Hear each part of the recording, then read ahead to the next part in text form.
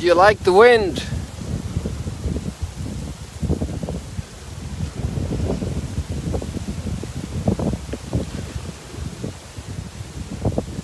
I just have a test question first. Is the wind disturbing the sound quality?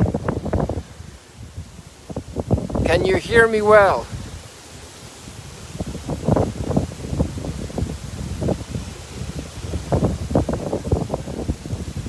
Please let me know if you can hear the voice clearly.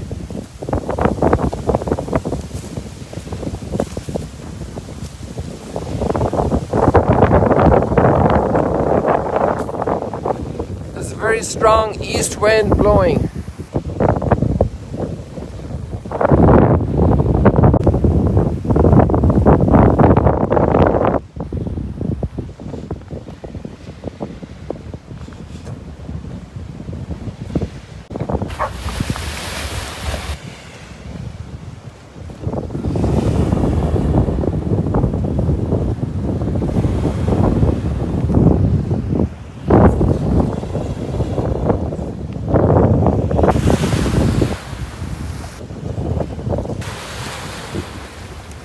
Sutter loves fighting the waves there.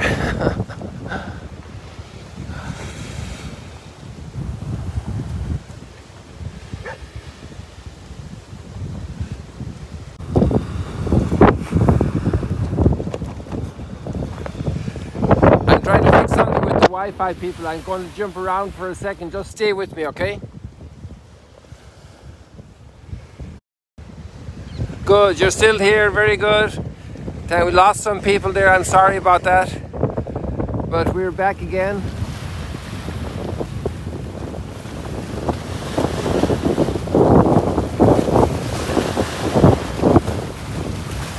Thank you for coming back. I'm sorry about the trouble I had there a moment ago.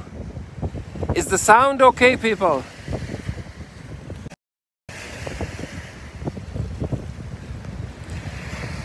Can you hear me? Oh, very good. I see that. Okay, I saw that you can hear me. Good. I hope there's not too much wind disturbance.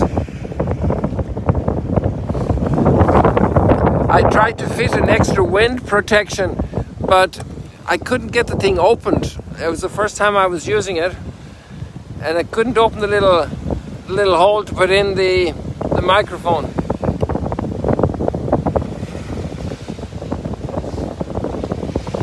It's not usual that we see the Sea of Galilee this wild. I wonder if the fishermen are going to come out. Maybe they'll wait for calmer moments. I want to take you over here where we can see it better.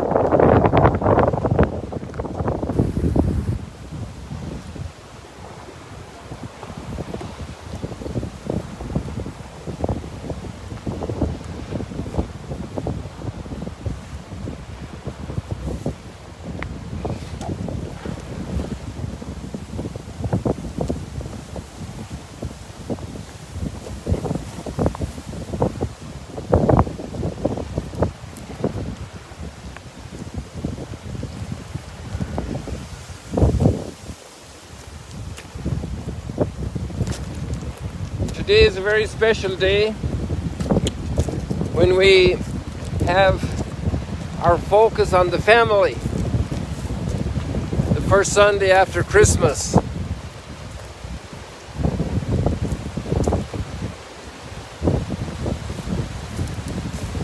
So all your families are especially in my prayers today.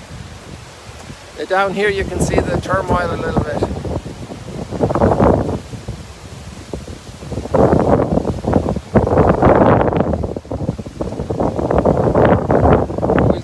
More over here as well. I'm going to head over here in a moment.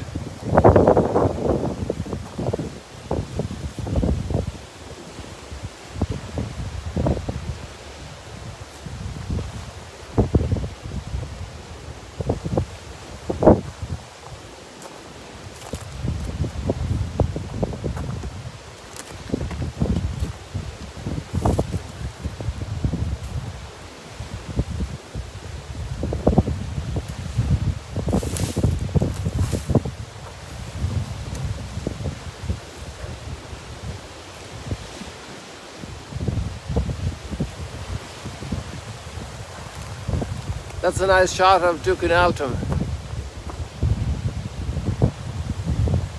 Somebody do a screenshot for me there.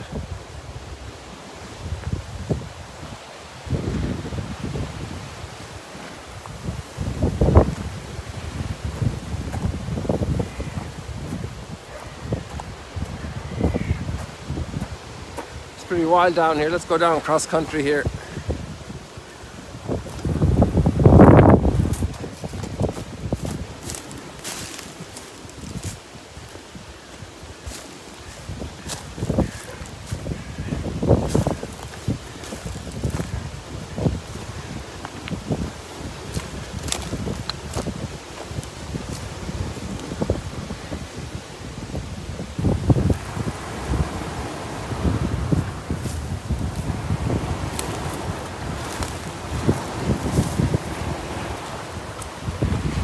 Souther is enjoying this.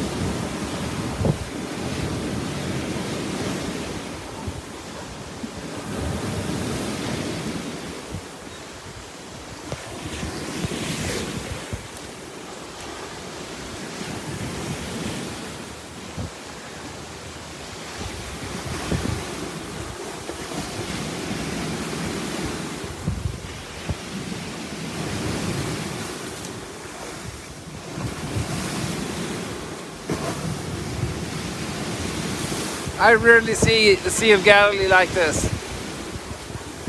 And the interesting thing is the wind from the east we have.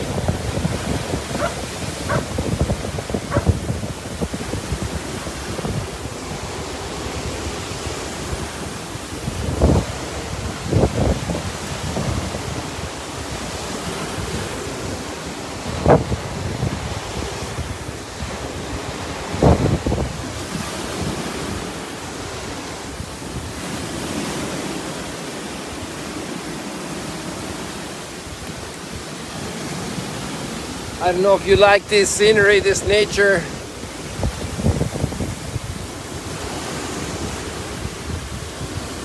power of nature.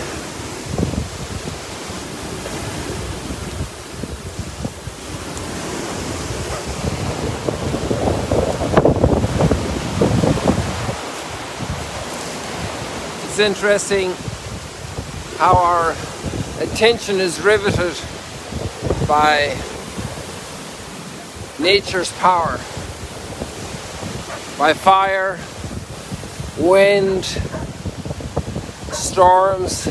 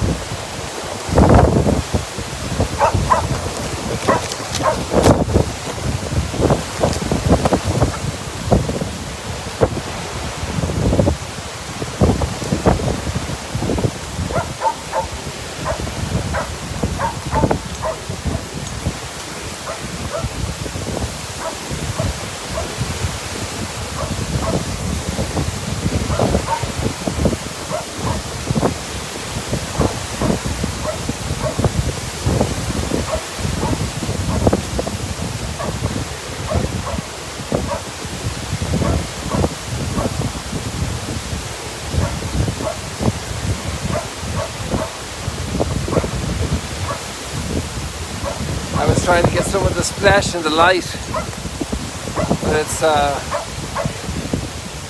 not coming for me. It was there a moment ago.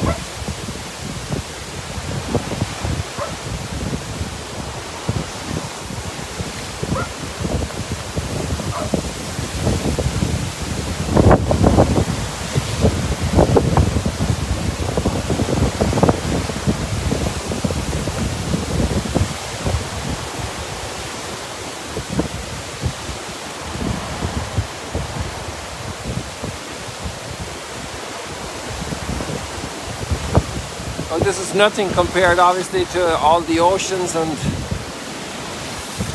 what happens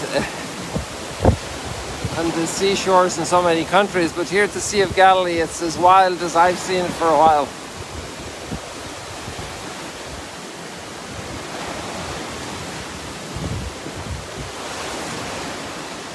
So it was getting surprised how she's getting drenched here with the waves crashing here.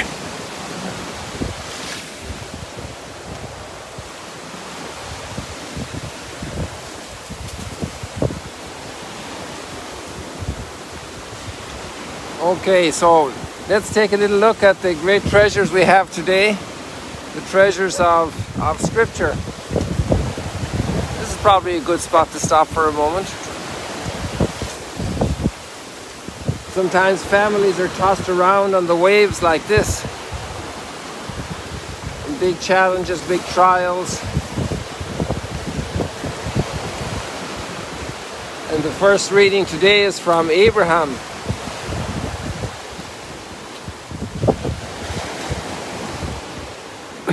It's really a summary of his story from the book of Sirach. So it's looking back, way back, at the event of Abraham and understanding what God did for him. Sorry, it's not the book of Sirach. That's an optional reading. It's the book of Genesis, chapter 15. The word of the Lord came to Abraham in a vision, saying, "Fear not, Abraham, I am your shield. I will make your reward very great." But Abraham said, "O Lord God, what good will your gifts be if I keep on being childless?" Abraham continued, "See, you have given me no offspring, and one of my servants will be my heir." Then God promises that his own child will be his heir. Look up at the sky and count the stars if you can. So shall your descendants be. Abraham put his faith in the Lord and credited to him as an act of righteousness. The Lord took note of Sarah, and she became pregnant and bore a son in his old age. And Abraham gave the name Isaac to this son. This is the beautiful gift of life, the beautiful gift of family that undergoes so many trials and challenges and continues to this day. Today there are problems of pregnancy, of fertility. So we turn to God as a family to pray, as an individual to pray for family. Problems finding a good partner to marry for life. And the psalm is strengthening in this regard. The Lord remembers his covenant forever. Give thanks to the Lord, invoke his name. The family gathered around God, thanking for the gift of life.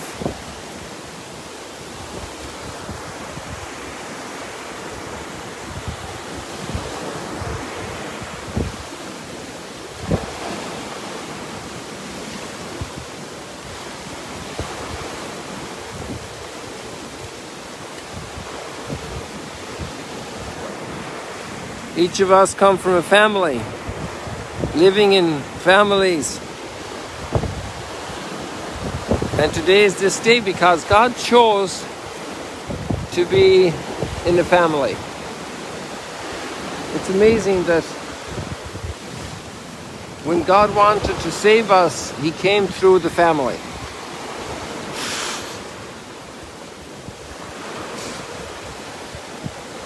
He didn't show up on a bomber, on a bulldozer, with a helicopter. He didn't come in on a boat. He didn't come in by email. He came in through a family.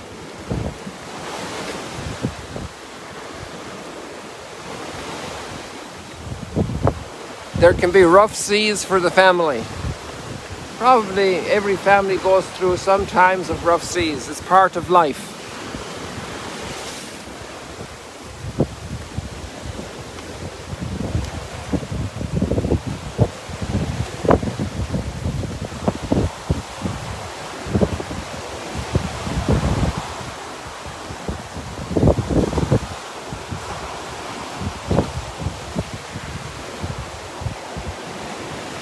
Those times then there's great growth in trust and in prayer, in mutual support.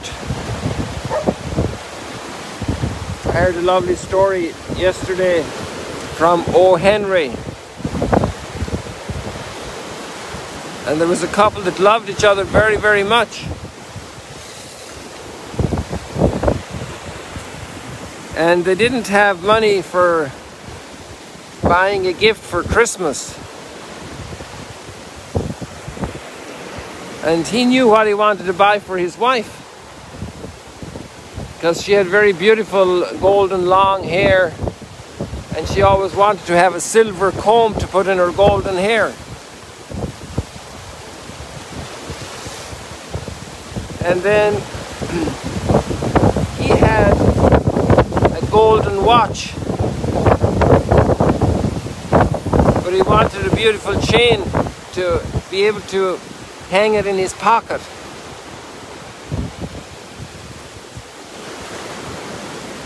And they both went their ways on Christmas Eve. And on Christmas Day they exchanged their presents. And he gave her the silver comb, and she gave him a chain. But he had sold his watch to get the comb, and she had cut and sold her hair to get the chain for him. How much families give of each other to make family happen. And really that's what God is doing himself for us, coming to be flesh in a family, so that all of us can have divinity in our flesh. We have a beautiful prayer in the Mass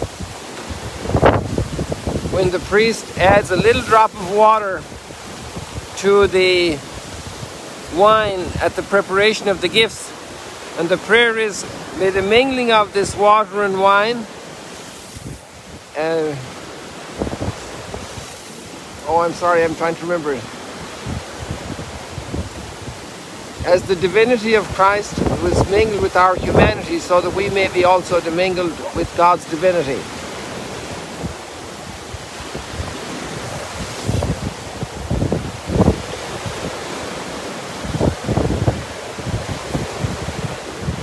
It's interesting how God wanted to do all of this through the way of the family. How He wanted to come to our rescue and our salvation. Simply being in a pregnant woman, conceived in her womb, being born from her,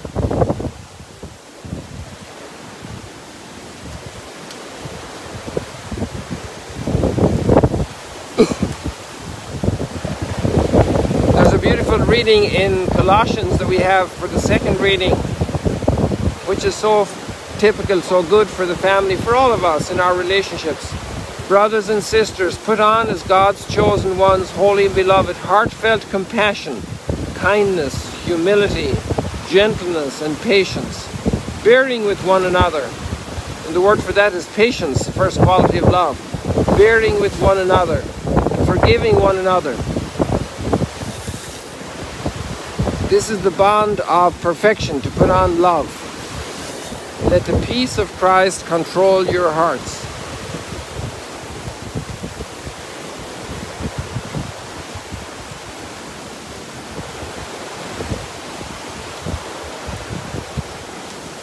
So I encourage you to get into these beautiful readings. There's another optional reading there. There are quite a few extra readings in the link today. And the letter to the Hebrews recalls how Abraham obeyed by faith when he was called, and how he received his inheritance and his heir by faith.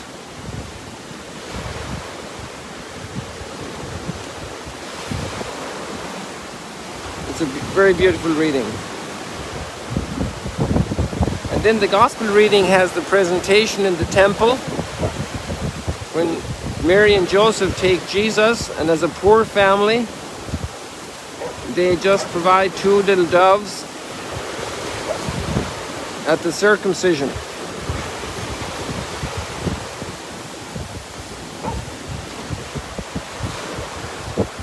And what's beautiful also about this is these older people that were there, Simeon and Anna. Anna is very special, you know. She was advanced in years, having lived 7 years with her husband after her marriage, and then as a widow until she was 84. You know how a person like this needs to draw close to a family with children. How good it is that we have our doors open for the lonely, for the friendships with so many others around us. Maybe somebody you meet at the supermarket every week, or at the hairdresser, or at the doctor's office, to have that kind word, that open heart for all those who may be alone, who may not have family. And I think in our world today, with all the brokenness, there are many people alone, very alone. We're living in a very atomized society. And all who are blessed with beautiful family have a great treasure to share. I heard a beautiful story about the neo-catechumenal movement. They send groups of families to bring the gospel to life for the eyes of so many around them. And they have gone to Scandinavia, where there's a lot of isolation, a lot of atomization of the society, and they'd have 6 or 8 families living in a big apartment building. So they would be getting together, the children would be playing, but most of the residents are single unit residents, just one person. They don't have birthday parties, they don't have get-togethers, they don't know each other, they're very isolated. And then they'll be discovering the joy of family life together. Obviously the little fights and the shouting and the screaming, and then also the great moments of joy and helpfulness. And when they have parties, these people start coming to their parties little by little, and they discover the warmth of family, the beauty of family. So much beauty and goodness passed through the family. We all have so much to thank for how we were humanized in the family, learning to forgive, to help, to celebrate together, to carry each other's burdens. And in our time that the family now is so challenged, how much we need to develop the family, to pray for the family. Wow, that's the water coming up there. That was nice.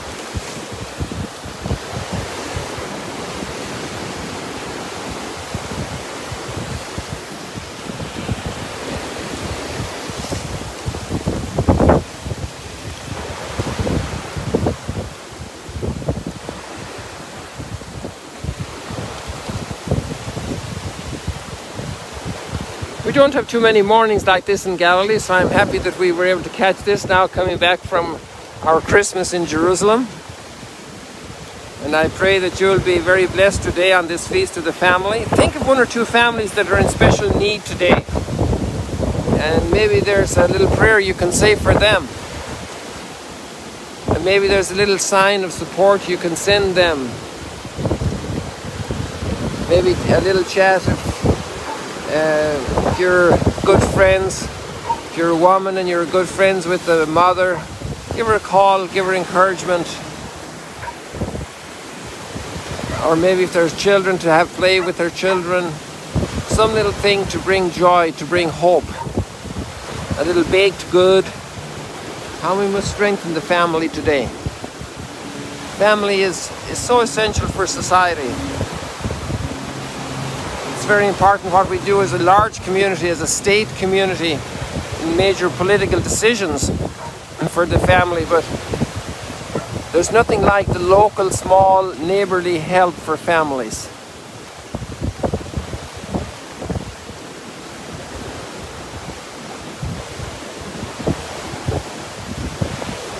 Your family will go to sleep tonight so much happier at the end of this Sunday if you do something for another family in need. May the Lord inspire you and give you that grace. One of the beautiful prayers we have in the marriage ceremony is a prayer that this new couple that are getting married and founding a home will always have an open door for those in need. Because together we're stronger. And when a man and a woman fall in love and seal that love in holy marriage, then they become so much stronger. They can do so much more together. They can face so many challenges, so many stormy seas. And they can become a true gift and asset to so many people around them. Just their example, their prayer, and then any concrete physical helpfulness.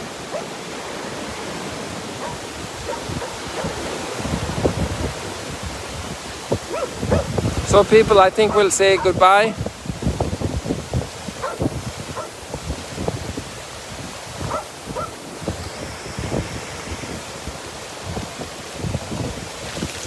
Thank you for joining this morning. And let's see what surprise nature has for us tomorrow.